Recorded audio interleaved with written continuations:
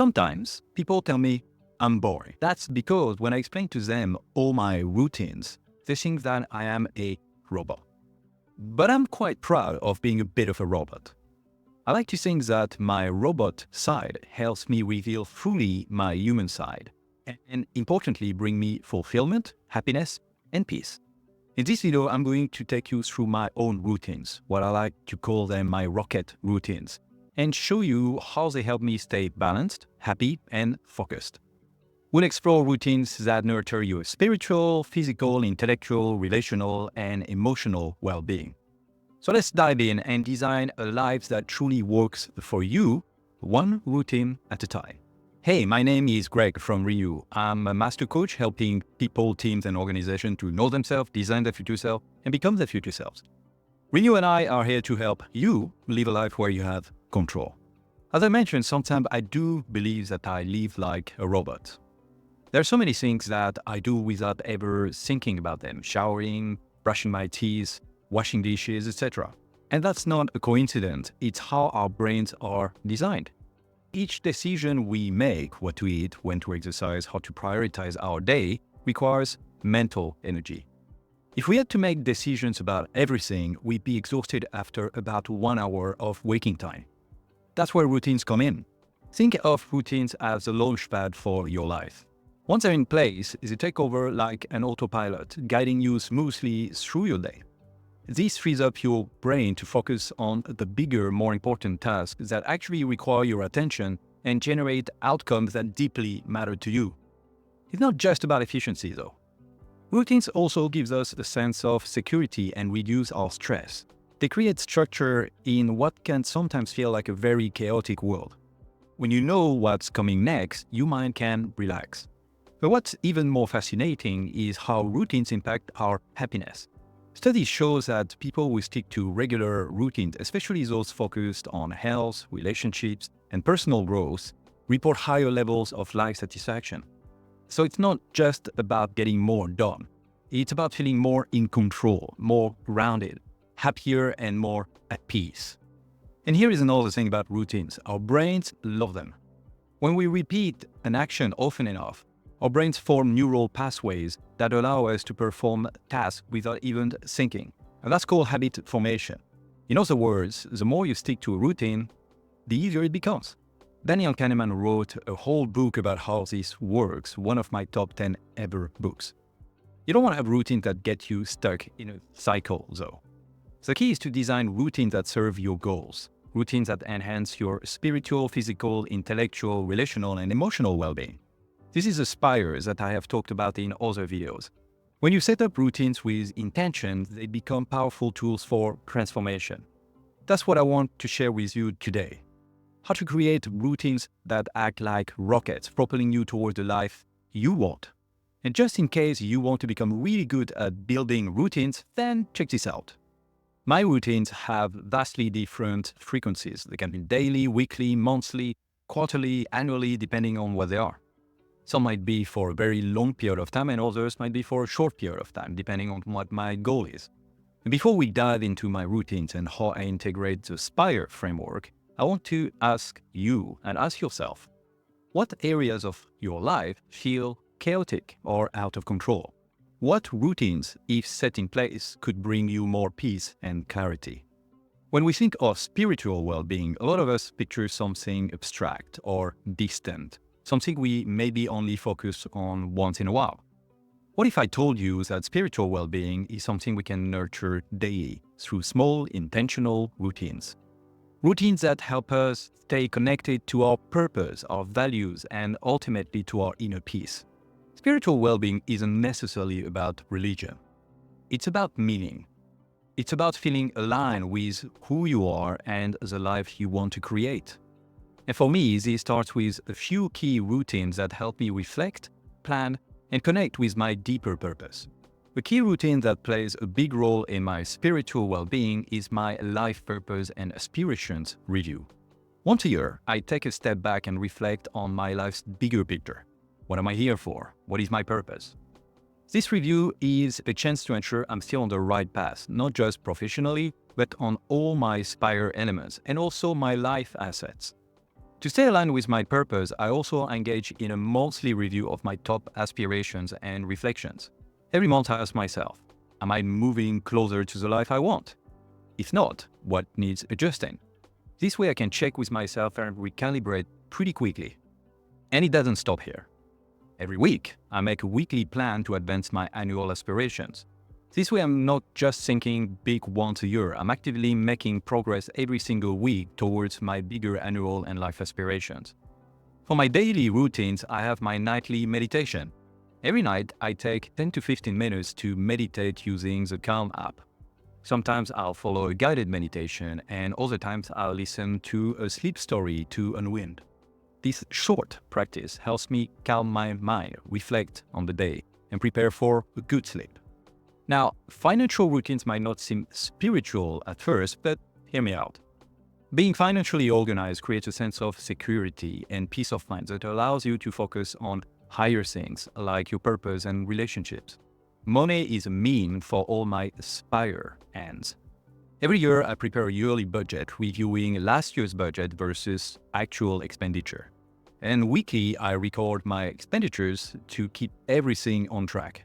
Then each month, I take a look at my monthly budget to ensure I'm on track with my financial goals with what I spent. So ask yourself, what routines could you add or adjust in your lives that would connect you more deeply with your sense of purpose and peace? If you're looking for a guide to find your life purpose, then you might want to check this out. Let's talk about physical well-being.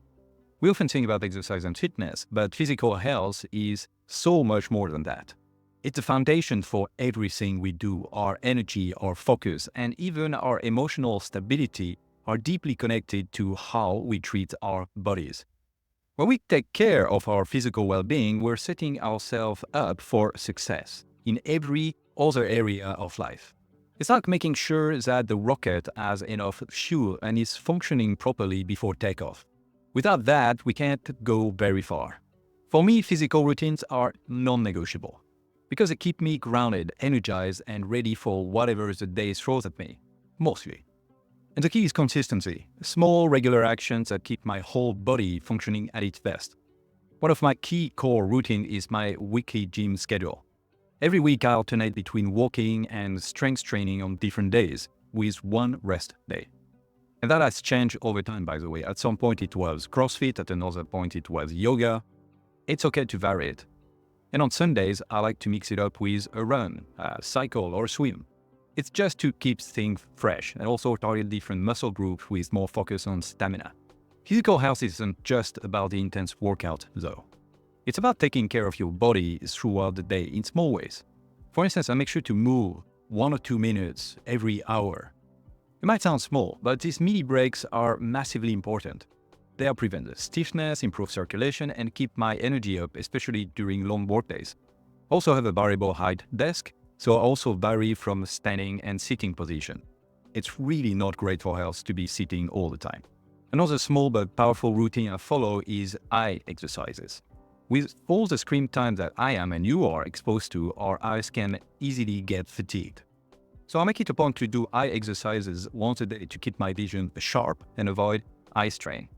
I'm close to 49, I don't wear glasses yet, and I intend to keep it that for as long as I can. Speaking of sunlight, I make sure to get the sun exposure minimum twice a week, especially when the weather allows that. Not so hard for me as I live in Bangkok. Sunlight is an incredible natural mood booster. It helps regulate your circadian rhythm for sleep, supports bone health, and boosts your immune system. Plus, it just feels good to be outside. And to keep my body running smoothly and at its best, I follow a daily supplement routine. I really try to get most of my nutrients from food. That's the best way of doing it. Supplements will help me fill any gaps and ensure I'm getting what my body needs to stay healthy. Now, this routine isn't just about keeping my body functioning today. It's about long-term health. Just like a rocket's key components have to be the best quality to reach its destination, I make sure my body is getting the right maintenance regimen for the long haul. So I want you to ask yourself, what physical routine could you start today that would improve your energy, focus, and well-being? You like this video so far? Then you know what to do. Also subscribe and put on the notifications if you want to receive content like this every week. And check out the other videos and internet links in the description below. that will talk about the same topic. We often think of intellectual growth as something we only do in formal settings, school, workshops, or when we are learning a new skill.